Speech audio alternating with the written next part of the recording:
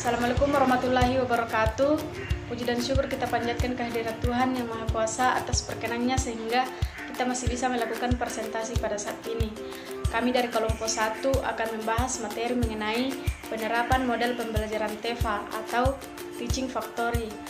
Anggota kelompok kami yaitu yang pertama Nur Wahyuni Jamal, Afiatul Nahda, Arindra Ristalia Saputra, Reski, Hedir, Irman Nurul Jalil, Nurul Asmi Arif, Rahmatullah, Rusni Rahmasari, Nurdian, Adam Syam, Siti Radi Ramadhani, Lutfi Putus Kiling, saya sendiri. Nah, langsung saja saya persilakan kepada pembaca materi. Selamat menyaksikan. Adapun bahasan materi yang akan kami paparkan tentang TEFA, yang pertama yaitu landasan hukum TEFA, yang kedua tujuan penerapan TEFA, yang ketiga prinsip TEFA, yang keempat itu kelebihan dan kekurangan TEFA, yang kelima itu pengembangan TEFA. Selanjutnya Teaching Factory. Teaching Factory adalah model pembelajaran berbasis produk, barang atau jasa melalui sinergi sekolah dengan industri untuk menghasilkan lulusan yang kompeten sesuai dengan kebutuhan industri. Teaching Factory atau TEFA merupakan sebuah konsep pembelajaran yang berorientasi pada produksi dan bisnis untuk menjawab tantangan perkembangan industri saat ini dan nanti.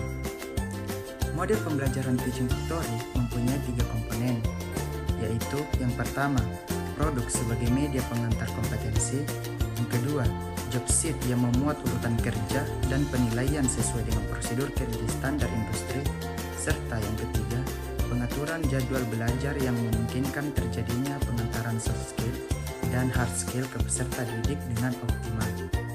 Selanjutnya, landasan hukum TEFA. Yang pertama yaitu Undang-Undang Nomor 20 Tahun 2003 tentang Sistem Pendidikan Nasional. Yang kedua, Peraturan Pemerintah Nomor 41 Tahun 2015 tentang Pembangunan Sumber Daya Industri. Yang ketiga, Peraturan Pemerintah Nomor 32 Tahun 2013 tentang perubahan tentang Standar Nasional Pendidikan. Yang keempat, Perpres Nomor 2 Tahun 2015 tentang Rencana Pembangunan Jangka Menengah Nasional atau RPJMN 2015 sampai 2019. Yang kelima, Impres Nomor 9 Tahun 2016 tentang revitalisasi SMK dalam rangka peningkatan kualitas dan daya saing SDM Indonesia. Yang keenam, Peraturan Kemendikbud Nomor 103 Tahun 2014 tentang pedoman pelaksanaan pembelajaran. Tujuan penerapan TEFA di SMK. Tujuan penerapan Teaching Factory di SMK adalah untuk meningkatkan kesiapan kerja, menyelaraskan kompetensi dan membangun berkarakter kerja lulusan SMK sesuai tuntutan dunia usaha dan industri atau DUDI melalui proses pembelajaran berbasis produk atau jasa, rekayasa perangkat pembelajaran yang diselenggarakan di lingkungan, suasana, tata kelola, dan aturan standar DUDI atau tempat kerja atau usaha sebenarnya. Selanjutnya adalah tujuan penerapan Teaching Factory atau TEFA di SMK. Menurut SEMA tahun 2001, tujuan penerapan TEFA adalah yang pertama, menyiapkan lulusan yang lebih profesional melalui pemberian konsep manufaktur modern sehingga secara efektif dapat berkompetisi di industri. Yang kedua, meningkatkan pelaksanaan kurikulum SMK yang berfokus pada konsep manufaktur modern. Yang ketiga, menunjukkan solusi yang layak pada dinamika teknologi dari usaha yang terpadu. Dan yang keempat, menerima transfer teknologi dan informasi dari industri pasangan, terutama pada aktivitas peserta didik dan guru saat pembelajaran. Selanjutnya yaitu prinsip TEFA. Adapun prinsip dari TEFA yaitu yang pertama, perangkat pembelajaran dirancang berbasis produk atau jasa sesuai dengan kebutuhan masyarakat pada umumnya. Yang kedua, siswa terlibat sepenuhnya secara langsung dalam proses pembelajaran berbasis produksi. Yang ketiga, sesuai dengan tingkatannya, yaitu di mana perangkat pembelajaran dirancang dengan berorientasi pada pembuatan produk atau jasa sesuai faktor psikologi peserta didiknya. Yang keempat, sertifikasi kompetensi siswa dapat atau dimungkinkan diterbitkan di setiap tingkatan kompetensinya, sesuai dengan produk atau jasa yang telah diselesaikan. Yang kelima, fungsi dan keberadaan semua sumber daya sekolah dari fasilitas, tenaga pengajar, staf, bahan dan tata kelola dikondisikan atau difungsikan untuk membangun lingkungan dan suasana studi atau tempat kerja atau usaha yang sebenarnya. Yang keenam, pelaksanaan kegiatan produksi atau layanan jasa bersifat nirlaba atau non-profit. Dan yang ketujuh atau yang terakhir, yaitu pemanfaatan produk atau jasa pembelajaran berbasis TEFA dilakukan sesuai dengan ketentuan dan aturan yang berlaku. Selanjutnya yaitu pengembangan TEFA atau Teaching Factory, yaitu pembenahan ruang praktik, bengkel, maupun laboratorium.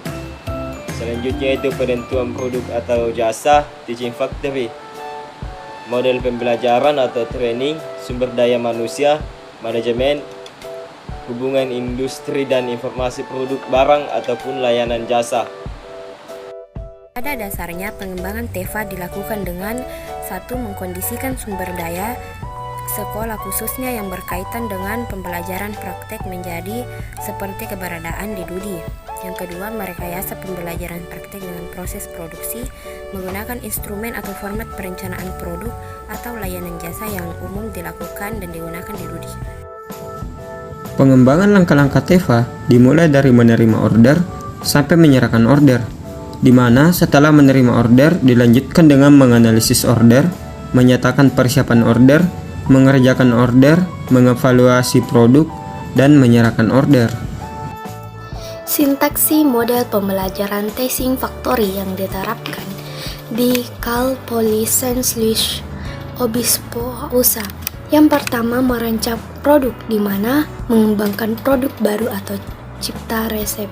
Yang kedua, membuat prototipe, di mana membuat produk kreasi baru atau tester sebagai prototipe.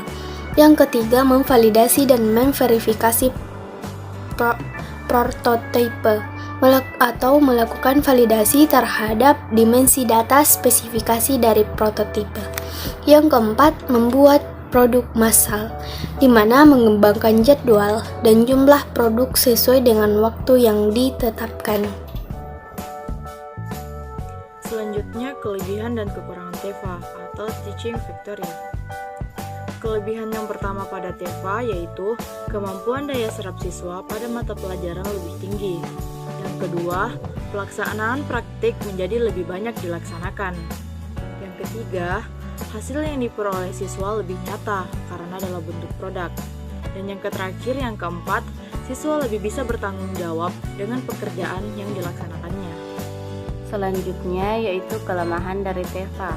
Adapun kelemahan dari TEFA yaitu dapat menimbulkan penumpukan siswa dalam sebuah workshop. Yang selanjutnya yaitu jumlah peralatan harus dapat mengcover jumlah setiap siswa. Itulah tadi presentasi dari kami, saya kembalikan kepada moderator. Demikianlah presentasi dari kelompok kami, semoga apa yang kami sampaikan dapat bermanfaat bagi kita semua.